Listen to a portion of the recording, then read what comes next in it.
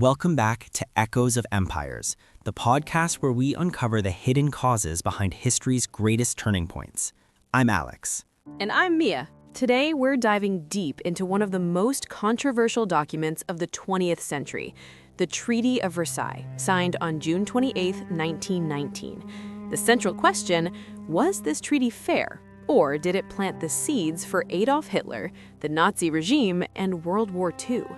We'll examine the goals of the Big Three, the actual terms imposed on Germany, the immediate and emotional reaction of the German people, and how this humiliation became fertile ground for radical extremism. Let's begin with the context. World War I ended with the armistice on November 11, 1918. The Allies, especially France, were determined that Germany would never again threaten Europe. The peace conference opened in Paris in January 1919, but real power rested with the Big Three. Woodrow Wilson, USA, the visionary idealist, he brought his 14 points, hoping for a just peace, no annexations, self-determination for nations, disarmament, open diplomacy, and a League of Nations to prevent future wars. He believed harsh punishment would only breed revenge. David Lloyd George, Britain, the political realist. He campaigned in 1918 on hang the Kaiser and make Germany pay, but privately feared that excessive harshness would destabilize Europe and hurt British trade. He wanted Germany weakened but economically viable. Georges Clemenceau, France, the uncompromising avenger. France had lost 1.4 million soldiers and seen its northern lands devastated.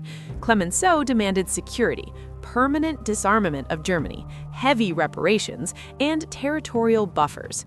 He famously said, "There are 20 million Germans too many." The final treaty was a compromise and a flawed one. It satisfied none completely, but punished Germany severely. Key provisions.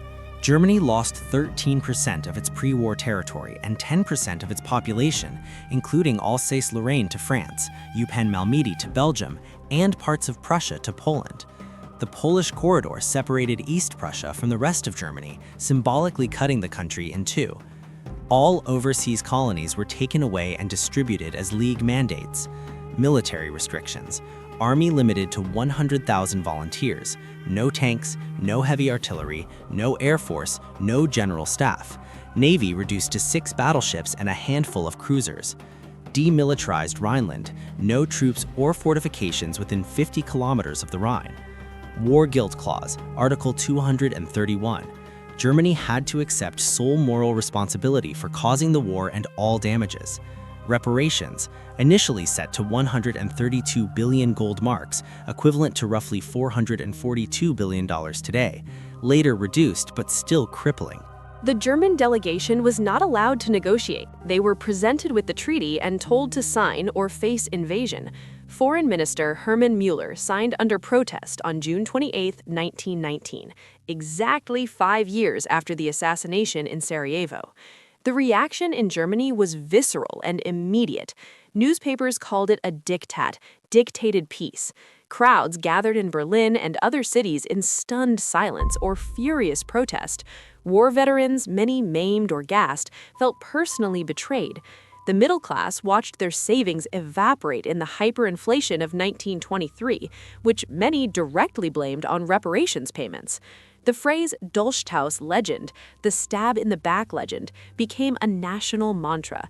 Germany hadn't lost on the battlefield. It had been betrayed by socialists, communists, and especially Jews in the rear. One German woman wrote in her diary in 1919, "We are not a defeated nation. We are a humiliated one. This treaty is our crucifixion."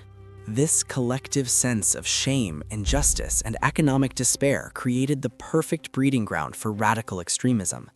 The Weimar Republic was born weak, constantly attacked from both left and right. Moderate politicians were seen as traitors who had signed the treaty. Enter Adolf Hitler.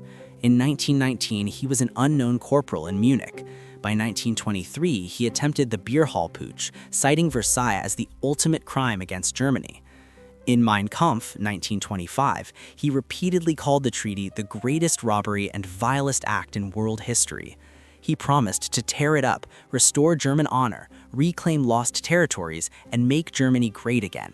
Millions of ordinary Germans, veterans, unemployed youth, ruined businessmen believed him. Interestingly, in the early 1920s, the Soviet Union quietly supported elements that undermined the Weimar system, including, indirectly, the early Nazis. Moscow viewed Versailles as a tool of Western imperialism and wanted to destabilize capitalist Europe. Secret military cooperation between the Red Army and German Reichswehr in 1922 allowed Germany to train officers and test weapons in the USSR, bypassing Versailles restrictions. The Soviets hoped radical instability in Germany would spark revolution across Europe. Of course, Stalin had far grander plans for world domination, but that's a dark chapter we'll explore in detail in our upcoming series. So, was Versailles fair? From France's point of view, it wasn't harsh enough. Germany recovered too quickly. From Britain's, it was economically short-sighted. From America's, it betrayed Wilson's ideals. From Germany's, it was a national humiliation and moral outrage.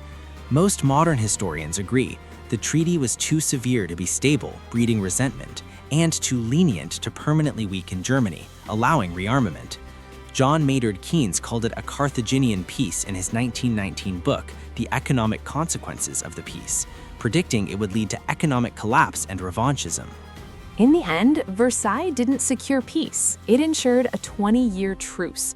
The wounds it inflicted on German national psyche were too deep to heal without radical surgery, and that surgery came in the form of Adolf Hitler.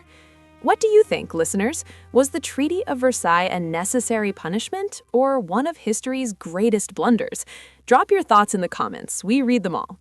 Next time, we launch our brand new series, Dictators of the 20th Century, starting with the man who turned interwar chaos into totalitarian nightmare.